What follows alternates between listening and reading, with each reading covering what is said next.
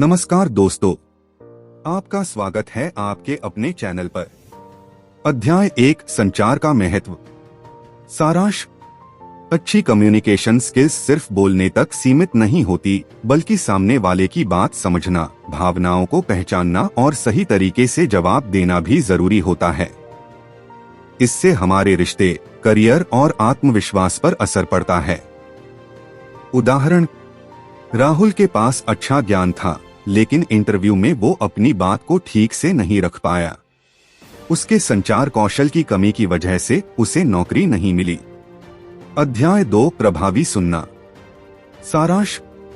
सिर्फ बोलना ही नहीं, बल्कि ध्यान से सुनना भी एक बेहतरीन संचारक की पहचान होती है।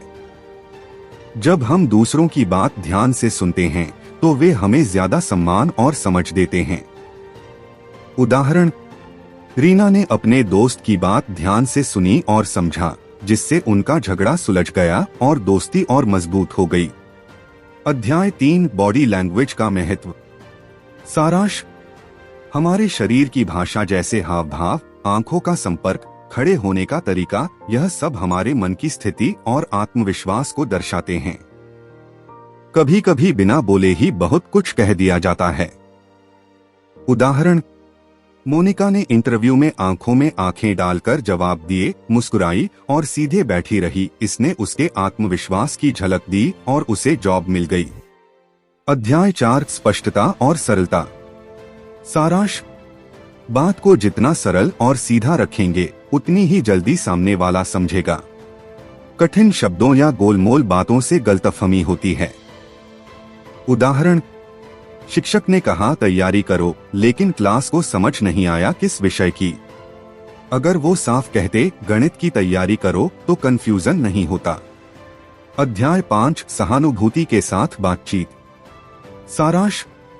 जब हम सामने वाले की भावनाओं को समझकर बात करते हैं, तो रिश्ते में भरोसा बढ़ता है। सहानुभूति संचार को मानवीय बनाती है।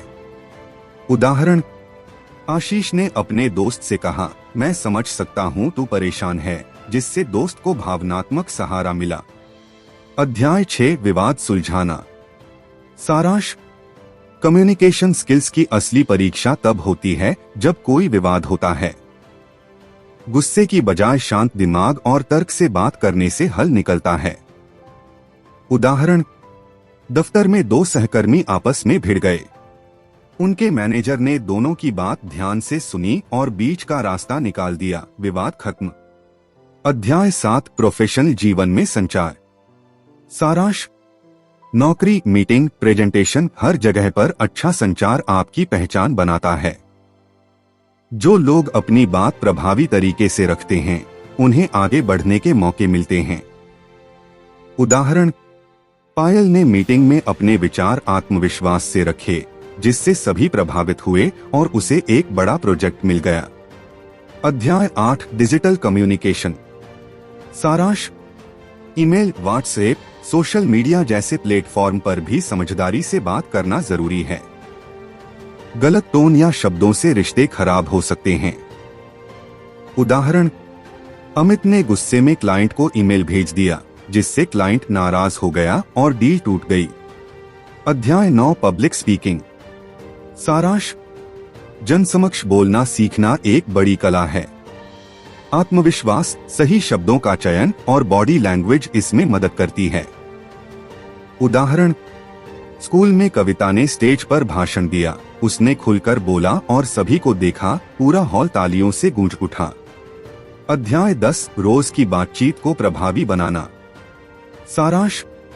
छोटी छोटी बातें जैसे नमस्ते, धन्यवाद या मुस्कान, ये आपके व्यक्तित्व को बेहतर बनाते हैं और दूसरों पर अच्छा असर डालते हैं। उदाहरण, संदीप हमेशा कृपया और धन्यवाद बोलता था, जिससे दफ्तर में सब लोग उससे प्रभावित रहते थे। तो दोस्तों, ये थे सफलता के 10 गोल्डन रूल्स। कौन सा नियम आपको सबसे ज्यादा पसंद आया? नीचे कमेंट में जरूर बताइए। वीडियो अच्छा लगे तो लाइक करें, शेयर करें और सब्सक्राइब करें हमारे चैनल को। मिलते हैं अगले वीडियो में, तब तक के लिए जय हिंद, धन्यवाद।